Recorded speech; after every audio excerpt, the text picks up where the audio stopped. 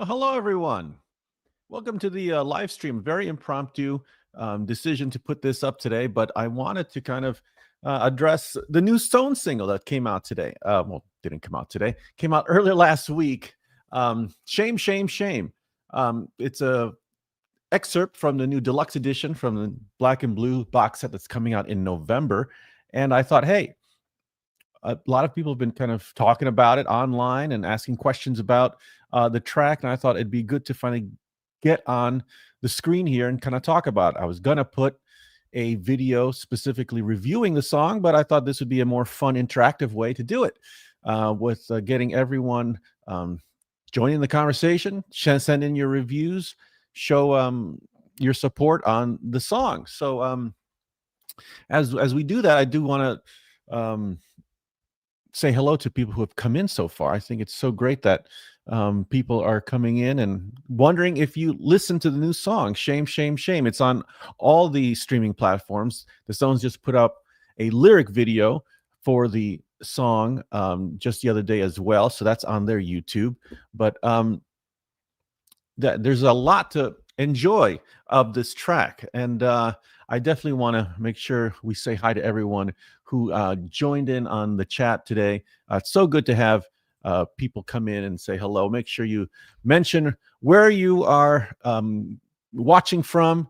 Sean, good to see you. Always a pleasure to see you on the comments and also here in person. Pedro from Argentina. How are you, Pedro? Good to see you. Feel free to throw in some comments as we go on here. But yeah, basically, this is going to be a very short half an hour, if all goes well, chat with everyone. But it's going to be a little bit of a mix of conversation. And also, I want to maybe give some information on just a little bit of some Black and Blue stuff and the song, Shame, Shame, Shame, and so forth. So it's a little bit of a mix of different things, but hopefully the whole point is to hear from you and for you to come in and say hello.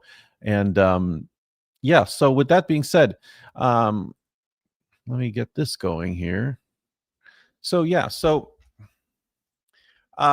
just some history, because I think a lot of people are probably wondering where this song came from, Shame, Shame, Shame.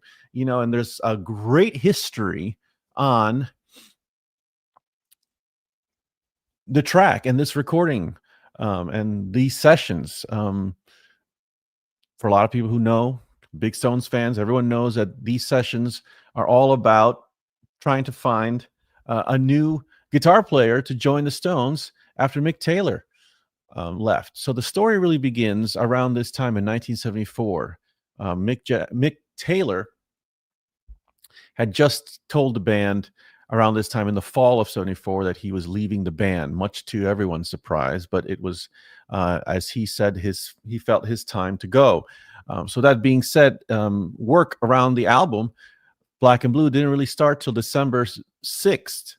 Between the 6th and the 15th of 74, the Stones begin work on Black and Blue at Musicland Studios in Munich, in Germany, in West Germany. And that's where they record basic tracks already for Fool to Cry and Cheerio Baby.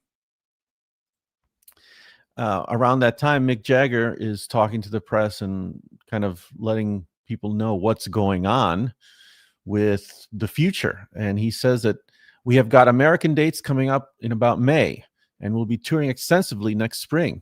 Mick's departure, Mick Taylor he means, doesn't really affect the plans. By then, we'll probably have a new man anyway. Very typical of Mick Jagger. You know, he doesn't want to lean into kind of like, you know, being emotionally distraught or upset. Not that he would be. This isn't like, you know, a huge blow emotionally, but the fact that, you know, an integral part of the sound, the band has left, you know, he knows that, okay, so it's just a matter of let's find someone new. So he's not going to, you know, share everyone else's kind of end of the world kind of view on things. It's just like, hey, that's what happens. We move on. Let's see what we can do. So very typical Mick Jagger, that approach. So then in the new year of 1975, the Rolling Stones with Billy Preston start rehearsing guitar players and continue recording sessions for Black and Blue in Rotterdam, the Netherlands. using the mobile Stones studio truck. Guitarists attending the rehearsals include Jeff Beck, Wayne Perkins, and Rory Gallagher. The Rolling Stones start work during these sessions with the songs Crazy Mama, Slave, Melody, and Worried About You, among others. So as you can see, it's typical Stones.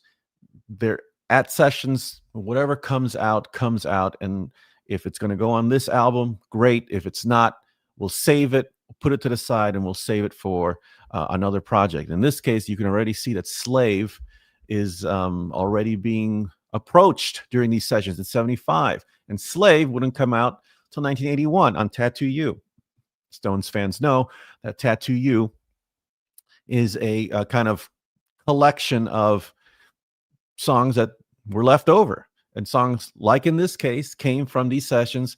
Okay, this is a great idea, we have to put it to the side, we'll come back to it later.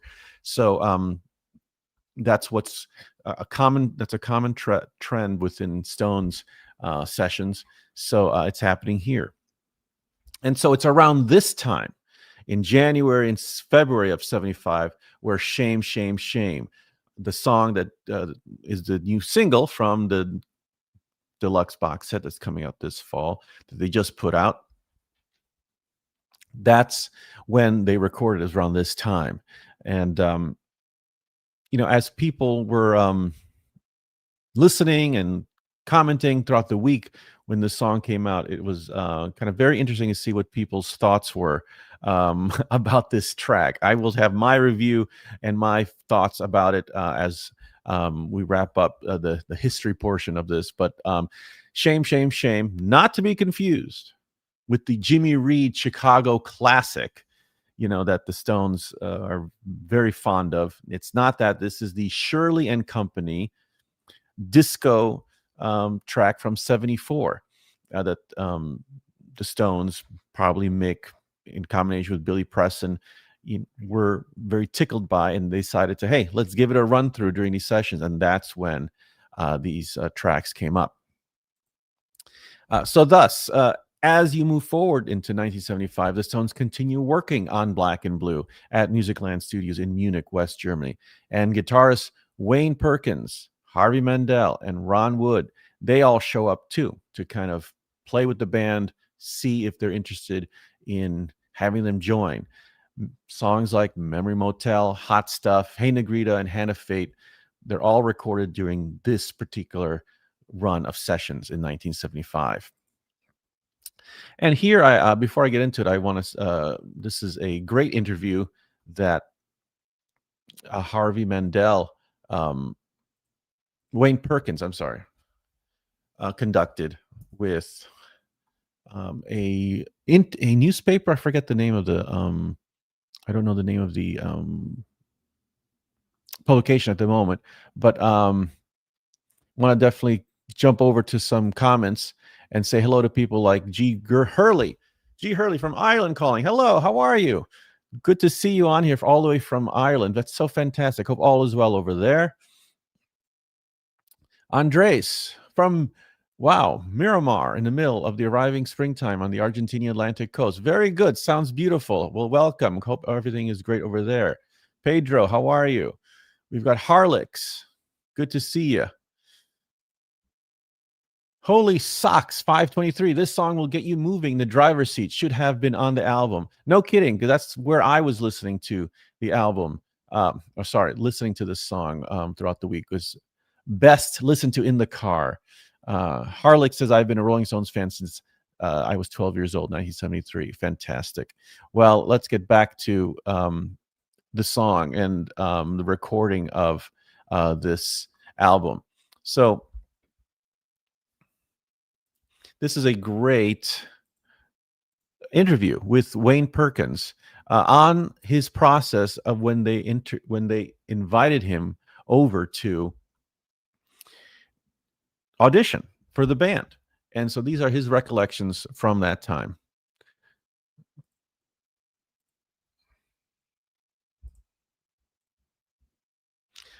He says, I stayed in Kingston with Eric Clapton for a month or two, Perkins says.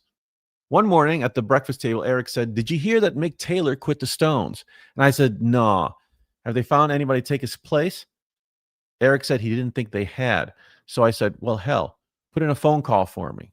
So Clapton called Jagger and told him, yeah, this boy Perkins can play some guitar. So Eric and Leon Russell were my references to get to the Stones. Months earlier, Perkins had played bass on Stones' bassist Bill Wyman's solo debut, Monkey Grip. Keith Richards, a reggae fanatic, was familiar with Perkins' work on Catch a Fire. Far as I know, I was the last one to audition for the Stones job.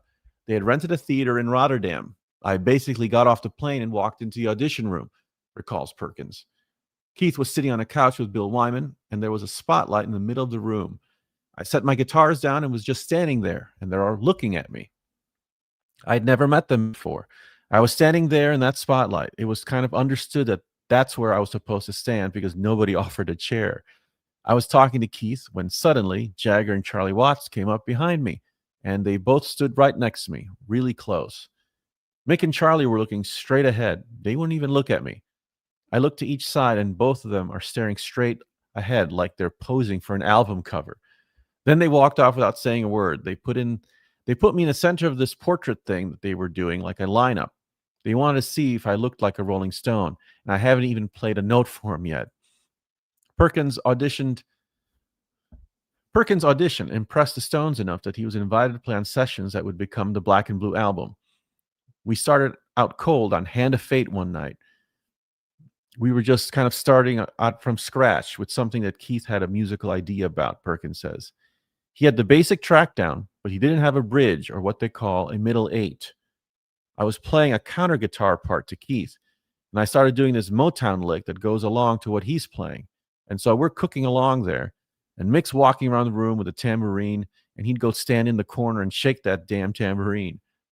And he's singing to himself, and he's off in his own world trying to figure out what's what. The whole thing sounded real rough, too. It kind of just sucked. Perkins is not the first musician to comment on Stone's lack of musical finesse. It was like the worst garage band I'd ever heard in my life.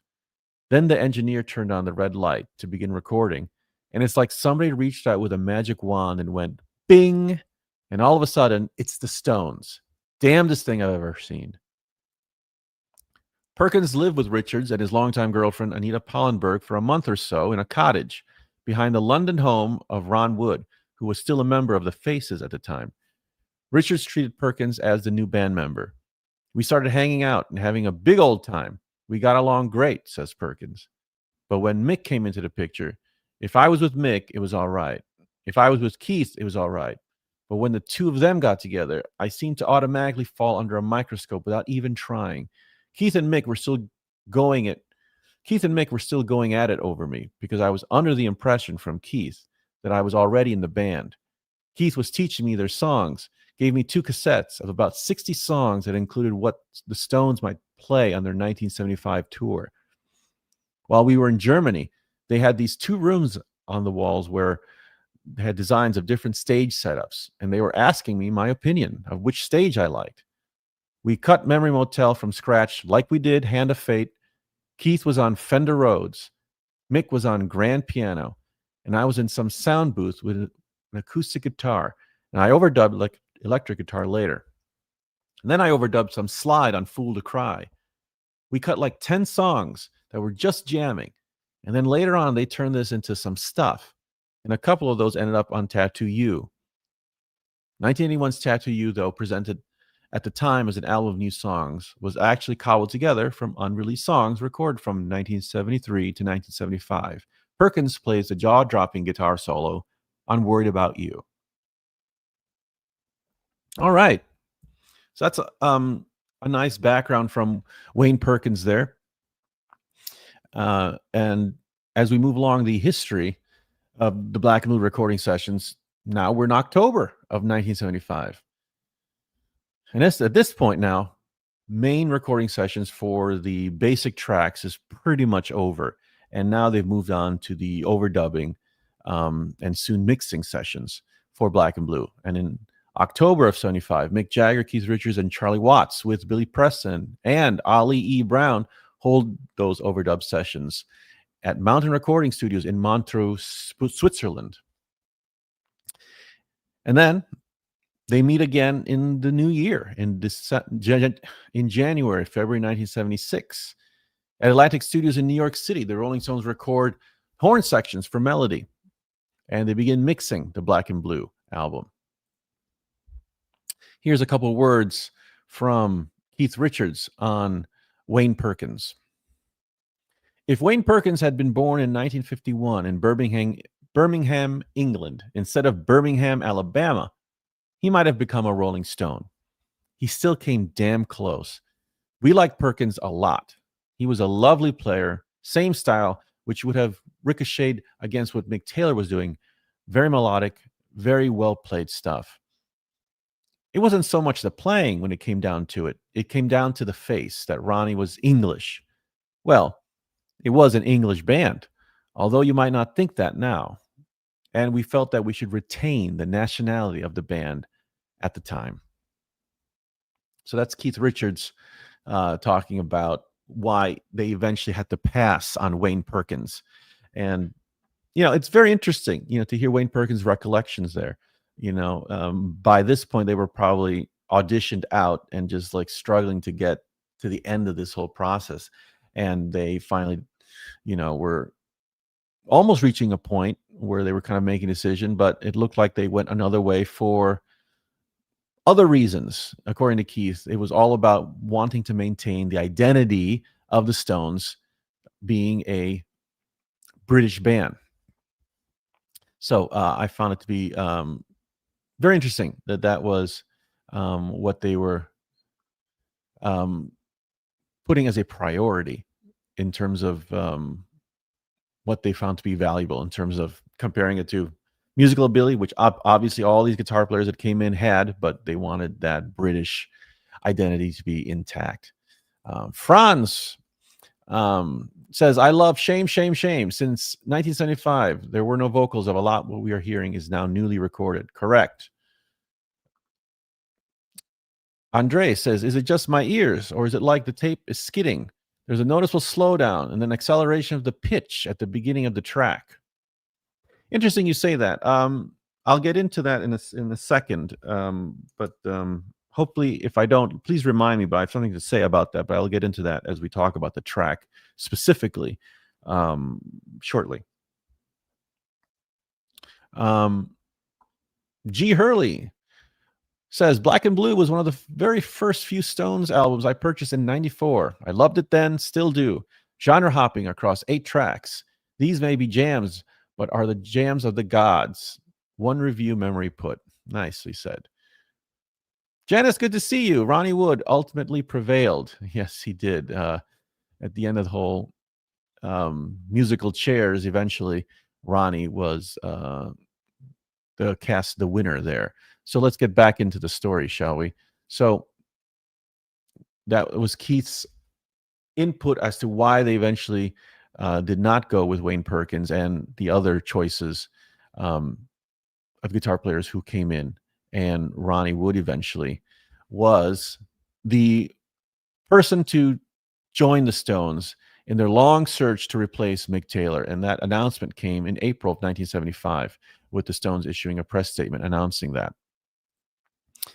So thus, still not finished work on Black and Blue, on working on the new album. So then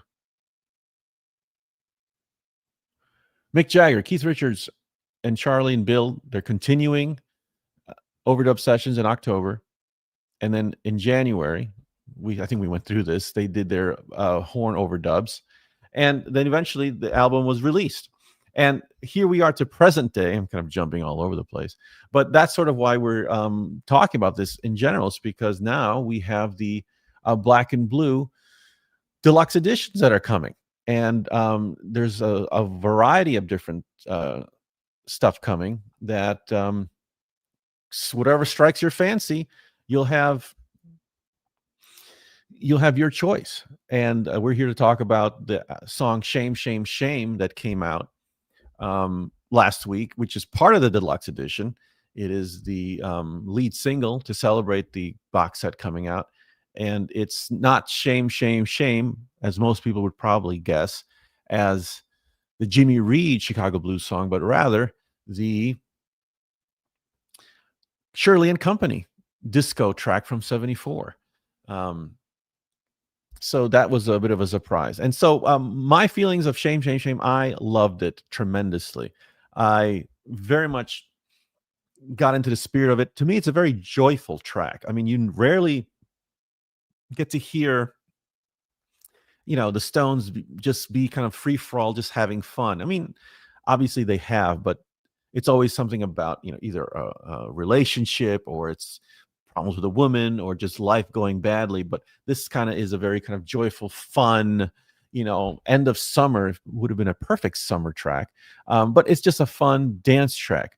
And it's a combination, as all these outtakes are, in these deluxe editions, of a hybrid. It's, at instrumentally, it's the original music track, backing track of the drums, the bass, guitar, keyboards, but it is a brand new Mick Jagger vocal. Plus, also, you have a brand new overdub with Chanel Hayes, who joins Mick Jagger on the vocals as well. She does a great job to infuse it with her vibe and counterplays with Mick Jagger's energy, and they kind of play off each other. And the outro of the song is, of course, where you will find a lot of that magic of Mick Jagger and Chanel Hayes kind of playing off each other. And just like she did on stage with them, throughout the 2024 tour, she pushed everybody. Her energy is so infectious and so strong that it comes off, and it kind of ricochets on everyone. And here, I think Mick Jagger had the great instinct to bring her on to kind of add another shade to the track. Um, as far as other musicians on the track, Ronnie Wood put a new overdub on this as well. In fact, Mick Jagger just today shared a nice behind the scenes video of them recording the song, and let me show that to you now. It's pretty cool to see it.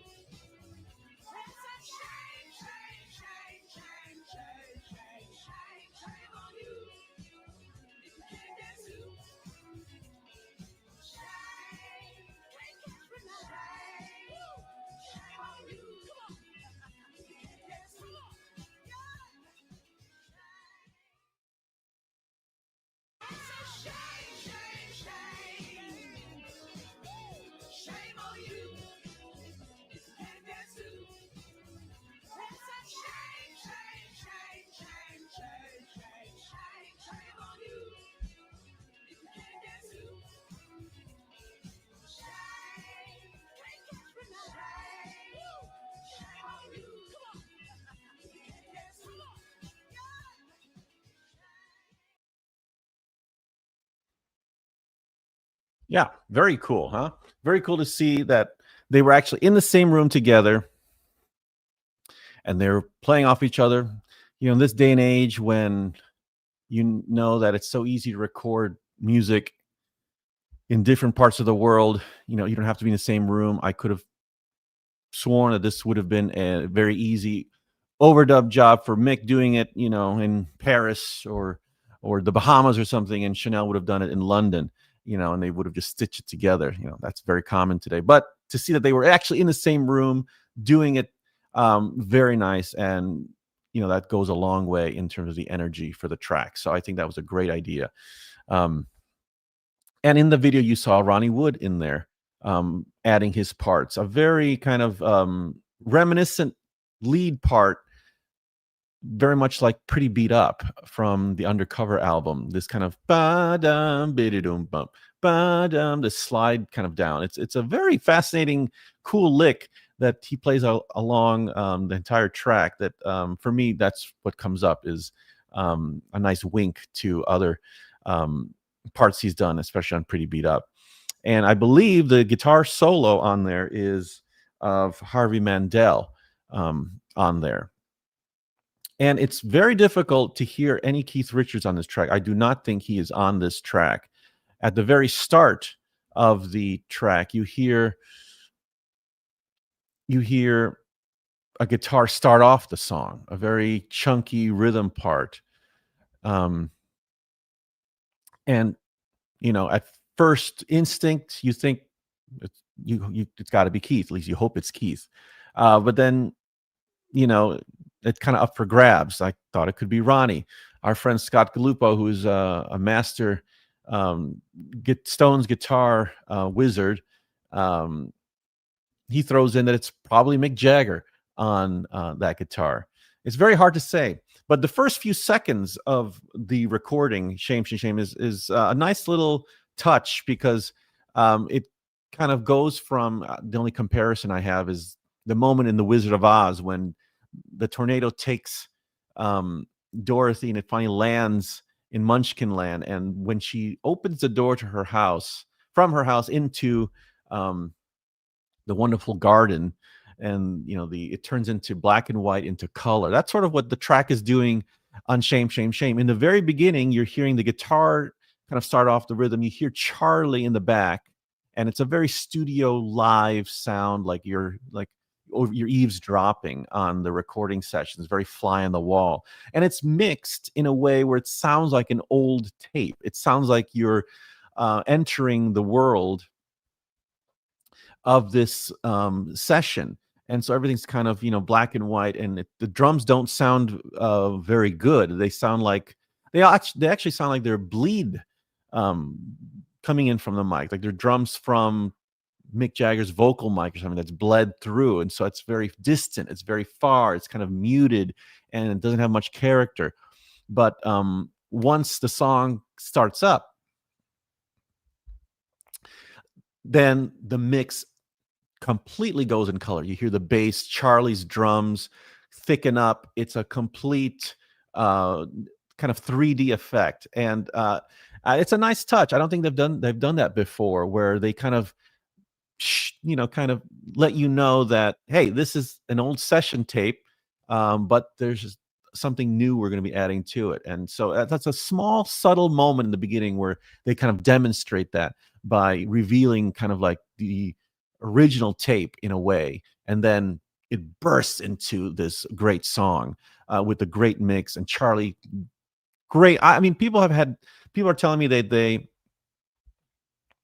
are not a fan of what Charlie sounds like on this track. And I don't hear him distant. I hear his snare being very thick, very deep.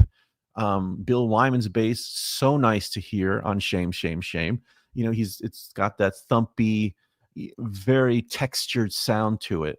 And then Mick Jagger's falsetto vocal. I think a lot of people were, I think most people are enjoying this track, and I have no problem with the Mick Jagger falsetto. But I do see some people who apparently got a little bit of a reaction hearing that vocal, which I don't get it. I think it's a super impressive vocal because it's Mick Jagger at 82 laying down something like that. Very, very impressive. And I think it's a great idea because the original version of this song, as performed by Shirley and Company from 74, it's a little bit of a duet. You've got the female singer singing some verses, and you've got the male singer singing those verses. So to add those dynamics, I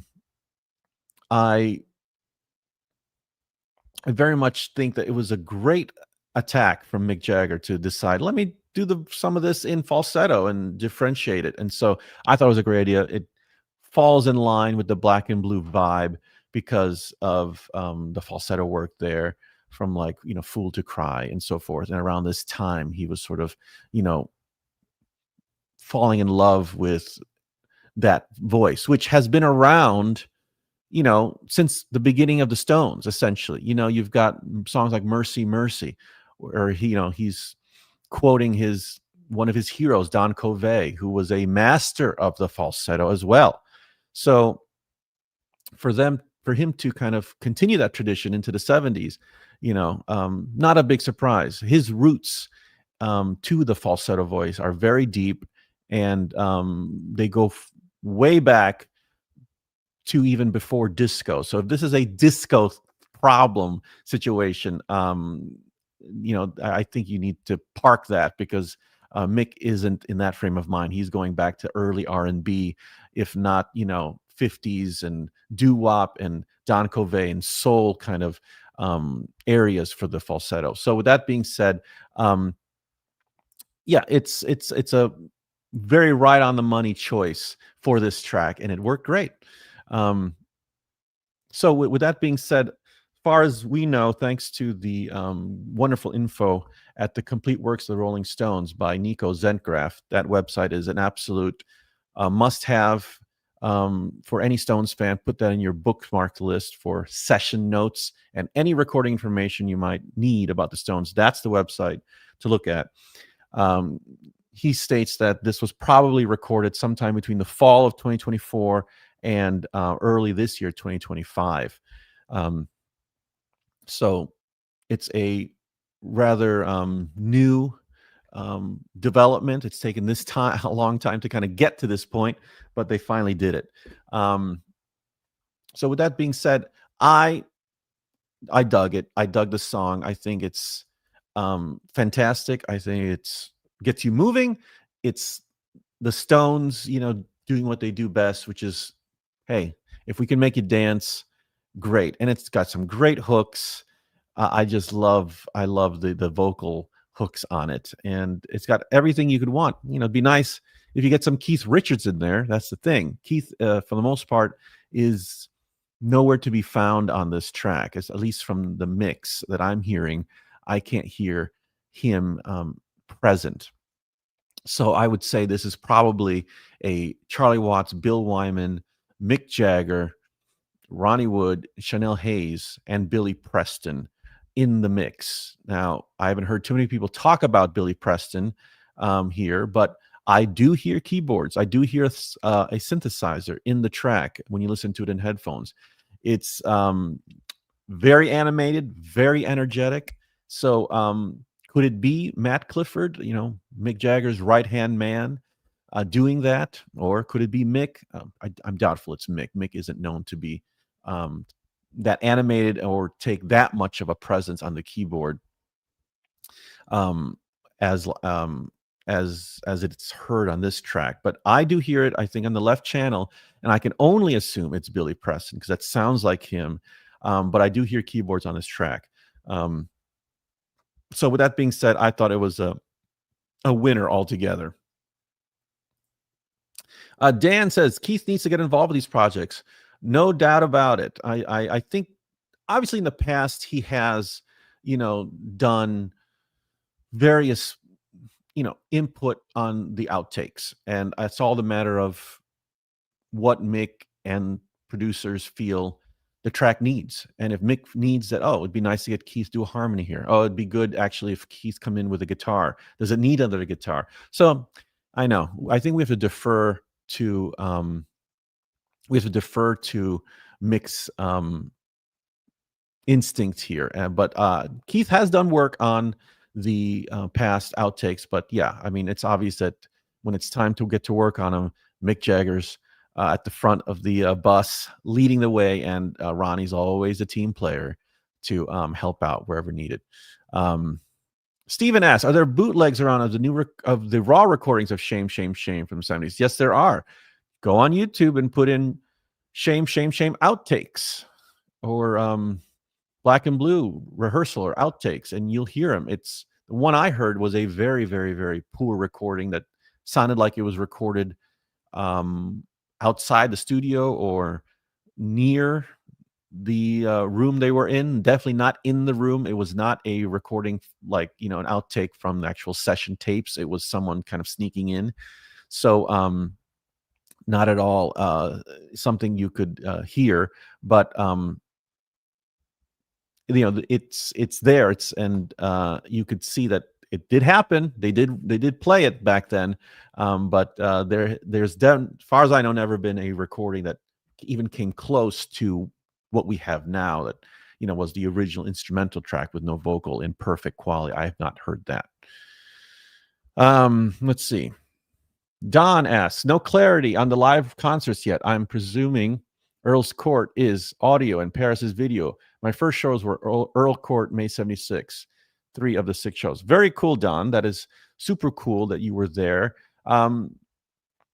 I put up a video on my channel that's called, the Deluxe Edition Rundown, which I go through the entire Deluxe Edition and what's on there. So you may want to check that out. I'll make sure to put that in the description of this video when it's over. But the disc 4 of the Deluxe Edition is, let me see here. Let me add this. So here at the, this is the 4-disc, 1 Blu-ray box set of the Super Deluxe Edition. And disc 1 of the box set contains the proper album, but it's remixed by Steven Wilson, a fantastic engineer who does audiophile level remixes, and he's been involved with many great titles from different legacy artists and current artists, where he's remixed their albums to great effect. And so I think we're going to have something to look forward to with this new remix. It's already a beautiful sounding album as it is. So I know a lot of us were worried about the news of someone going in there and changing things around, but I think we are in good hands here.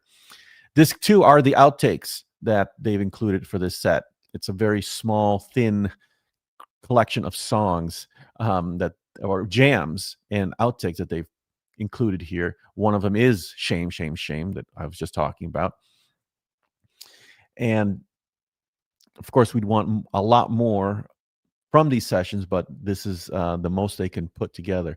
And discs 3 and 4 on this box set is the audio for Earl's Court, a brand new, not released officially, recording of their live set from Earl's Court 1976. And it comes with a poster, and the Blu-ray of this set contains a mix of audio and video. Firstly, the proper album will be here available as a Dolby Atmos mix and high-res audio. So if you have the capability to play any of those formats, this is your source to play the audio in a high-resolution way. And then there are selections from a TV broadcast that was aired, I assume, in France, of the Paris shows that the Stones performed there in 76. So it is a TV show broadcast with selections from the Paris shows. So this is video. This is upgraded 4K video of the Paris TV show that contains selections from the 2 Paris shows. This is not a complete show. This is not a complete show of the Paris shows like the LA Los Angeles Forum show from 75 DVD that we had a couple years back, well, many years back now. That is a full show. This is not. This is a TV broadcast that contains excerpts from the Paris shows, which I believe this contains about 10 or 12 songs from the show. Still pretty good. So that's the deluxe box set. And of course, then you've got the 5 vinyl disc set with the Blu-ray as well. And the Blu-ray is exactly the same contents as I described over there. So that's what that looks like. So Don, to answer your question, the audio on the Blu-ray is, well, I didn't finish answering it actually. One more thing on that Blu-ray disc, which is there's also the audio of the Earl's Court. So the same audio that was printed on the discs 3 and 4 of this box set, that audio is also available on the Blu-ray disc. I assume either as a Dolby Atmos or just as high resolution files. So the Blu-ray disc has the proper album remixed in high definition format and Dolby Atmos. You've got the Paris TV show that contains about 10 or 12 songs from the Paris shows as video. And then thirdly, you have the Earl's Court audio, I assume as high-res format. Maybe Dolby Atmos would be kind of nice. So hopefully that answers that question. Christopher, hi, how are you, man? How much of it is old versus new? I mean, I hear Charlie Watts's drums. I can't assume that's AI. That's new. I mean, that sounds like a vintage Charlie Watts thing. I mean, he sounds like that's him. That sounds like Bill Wyman to me. In terms of rhythm section, I think that's completely 100% vintage. The guitars, you can't really actually hear the guitars that much, except for the small little bit I was talking about in the very beginning here. But I think that could be a vintage sound too. I mean, it kind of disappears once the song starts because it's all percussion, and I think that there are keyboards on there. There are moments where it does pop up. And Ronnie is the other guitar player that you hear on there that is definitely a modern, current overdub. So I would say between Ronnie's overdub and Mick and Chanel's, those are the two main ingredients for it being a new recording. Free Jack says, I love that falsetto. Yeah, I'm glad to hear it because it's damn good whenever Mick does it, and he does it so well and so easy. It's got some emotional rescue in it. Sure, I can see that. Okay. Look at that. Quite amazing how strong and clear and youthful Mick's voice still is. Isn't that something? I mean, he takes care of himself, and it pays off. He treats his vocals like another muscle, and you can tell that he really pays attention to how he can protect it and make sure he gets a lot out of it. And we appreciate it. Okay, just gonna do a couple more comments here, and I think we're gonna wrap up pretty soon. Let's see, Dan, what do you want? Do we want more recreations of sessions or actual alternate takes or songs left on cutting room floor on these deluxe versions? Great point, Dan. And, I think we know the answer to that. This is a very controversial point here because it's obvious that the Stones are getting into the game with these deluxe editions. All their peers have had deluxe editions of their classic albums throughout the years now. In the last 20 years, everyone's put out their 30th, 40th, 50th anniversary box sets, and all of them have fantastic true archival outtakes and materials of fly on the wall. Hey, this is the session. This is the song being worked on. This is take 2 of Fool to Cry or whatever. Here it is on the deluxe edition. There you go. Raw, untouched, completely raw tapes.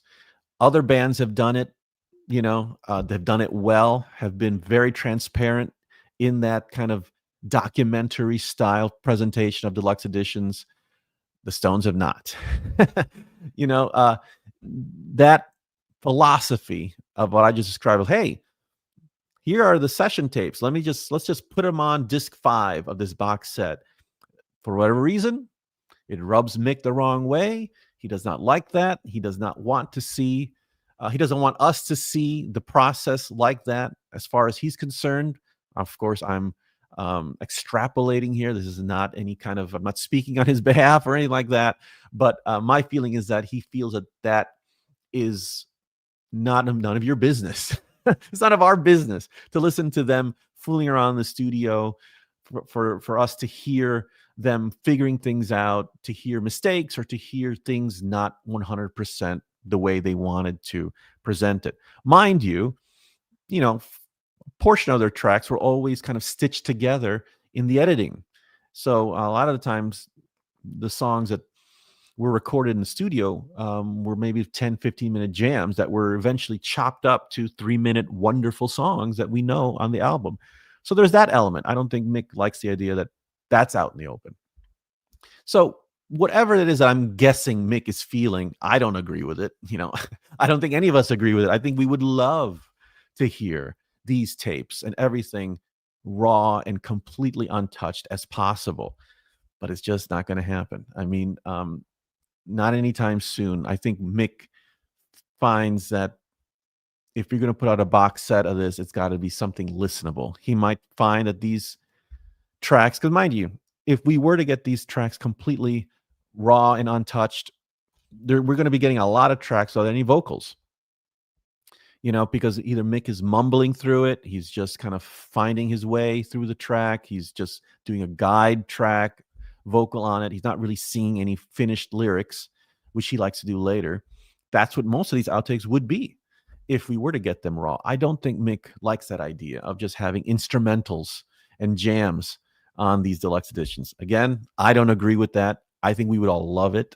I think we would all love to celebrate the Stones as musicians too, not just as these pop artists with these songs completed. So yeah, to answer your question, Dan, I think it's obvious. We all would love these outtakes to be as raw as possible. Unfortunately, the powers that be don't agree. And so this is some kind of middle ground, I suppose. A compromise is like, okay, the fans want archival outtakes and leftover stuff. We'll give it to them, but we're going to polish it up for you. We want it to be as consumable, as listenable as possible. That's what I'm extrapolating. I'm not speaking on Mick Jagger's behalf, but I think that's what they're saying. And for now, this is what we'll have to do. We can only hope that there'll be some other projects in the future that can offer a little bit more of an unfiltered, raw look into the Stones' creative process. But for now, this is what we've got to deal with. Yeah, so moving along. I can't wait for their version of Disco Inferno. I agree, Christopher. I think that would be fun. Let's see. We've got Binky Boo. Do you think a performer will ever get close to the energy levels and high quality to what Mick is doing in his 80s? James Brown is really the only other one, and he was in his 70s. I agree. I mean, as long as Mick Jagger is out there,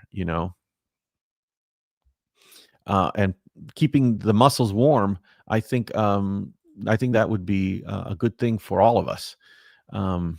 So yeah, I'm going to do a couple more comments and I'm going to wrap things up. So if you have any more questions or comments about the new song or the new Black and Blue, is this something you're going to be getting? Definitely let us know here. It'd be good to mention it. Sean asks, we still don't know if the Earl's Court will be a whole show or the best of from the 6 shows they played. I'm trying to think if an actual date was listed on the information there. I think it's safe to say that it's probably from one show, and it's not going to be a selection or a compilation from different shows. But you never know. The Stones like to throw wrenches in things to kind of make things more interesting, to give the fans as much as they can that's not been heard. So maybe in this case it will be a compilation. I don't think it will be, but we shall see. Yeah, Sean also agrees. Does anyone else here pretty beat up in Ronnie's guitar part on Shame, Shame, Shame? Yes, absolutely. David also noticed it. It's a carbon copy. Notice it immediately. Is YouTube still control freaks on listening to the songs in live streams? Would be better discussing music and actually listening to the things you describe. Yeah, well, it gets complicated when you put the tracks on, and it's something I don't want to cause an issue for this live stream. So sorry, but hopefully you'll be able to listen to it and join in on the conversation. Put in some comments. This is going longer than I expected. I'm sorry. I know I said 30 minutes, but I do want to get to everyone's comments and so forth and say hello to everyone. It's been a while since I've done one of these live streams, and it's nice to get back, although it's hard to remember all the different buttons and things for me to do here. Why don't they re-record, reimagine an album in their catalog then? You mean re-record a classic album? Like, so we would get a new version of Let It Bleed, a 2025 version of Let It Bleed? I don't know. I mean, I don't think that, I don't know if fans would want that, and I don't know if the Stones would want that. I mean, I'd be curious to know where you're coming from to ask that question. It'd be like John Fogerty. John Fogerty recently did that with his songs. He re-recorded a lot of his CCR songs for his own collection. He calls it the John Fogerty or John's version, just like Taylor Swift re-recorded her songs again. So it's possible. David says they should finally finish Munich Hilton and put out Carnival to Rio with Clapton on slide and vocals. I agree. I mistakenly explained in my video with kind of running down the deluxe edition that Munich Hilton would have been a great addition to this set, but I unfortunately was wrong. That song, that outtake, did not come from the Black and Blue session, but rather from the Some Girls Emotional Rescue sessions around 77. So I love Munich Hilton. I think that's a great great instrumental. Would have loved to have heard that. I don't need any vocals on it. Just give me the perfect recording of it, and I think I'll be fine. Dan says, vote with our wallets, friends and fans. Only way we can get more deluxe editions, IORR, and Emotional Rescue are worthy, although worthy outtakes were used for the Tattoo You Deluxe. I agree, Dan. This is the only way to get more. And this is, the only reason why we have this is, we've bought the previous deluxe editions. The powers that be noticed it. They want products to be out there to continually have the Stones in conversation. So that's why we have Black and Blue. And if we want more, It's Only Rock and Roll is the only album from this period that they did not put out a deluxe edition for. So can we ever see a deluxe edition of It's Only Rock and Roll? Maybe. It's possible. Why not? It's kind of weird that they didn't put it out. I was expecting them to. So yes, let's definitely vote by supporting the Black and Blue box set, or any of the different versions. You can get the single disc or the 2-disc and the deluxe edition. Yeah, all those are options, and that lets them know that, hey, fans want this, or it's not 100% what we want, like we talked about earlier, but it lets them know that the signal they're putting out is being received, and we will continue to pick up more signals if they continue to, put more out. So more products in the future, of course, are always dependent on the last thing that was released. So let's make sure that Black and Blue is well supported so we can keep going. Lord knows I want a Voodoo Lounge or Bridges to Babylon deluxe edition at some point too. Okay, Noah, you have clarification here. What I mean by that is if they want to polish up these outtakes on the deluxe editions, why don't they re-record, reimagine their catalog if they want some new instead of something old? If they want to polish up these outtakes on the deluxe, why don't they just re-record, reimagine? Well, I mean, it's possible.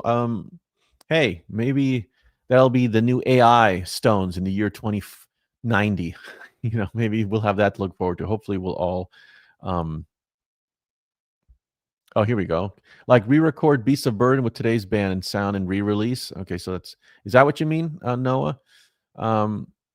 Thank you, David, for helping out there. I mean, I don't know if I guess you're saying if you're going to re-record songs, why not re-record popular songs that we already love rather than these old songs that are outtakes that we don't know? I assume that's what you mean. Again, I don't know. I don't know if fans want a brand new Jumpin' Jack Flash or a brand new Beast of Burden with the band playing today in the studio. Again, I'm not saying not all fans do. Obviously, you do, and I would love to listen to it, no doubt about it. I don't think the Stones feel that they can compete with re-recording something like that. I've never known them to re-record, properly a song. I mean, sure they have played a song, in the studio, like the whole Stripped album, is live in the studio. Performances of a lot of their songs, like "I'm Free" and "Spider and the Fly." Those are studio recordings, in a way, new studio recordings, but it's more like a live performance in the studio as opposed to a very heavily produced, song. My point is, I think the Stones would rather prefer to not revisit, "Gimme Shelter" or "Painted Black" or "Dance Little Sister," or whatever your favorite song is. But that's just me. That's my guess. But you never know. You never know these days. Alrighty. So with that being said, I think I'm over time at this point. I definitely just wanted to come on here and kind of give a little bit of a background on "Shame, Shame, Shame" on that song. A lot of people ask about it and ask about the deluxe edition of Black and Blue.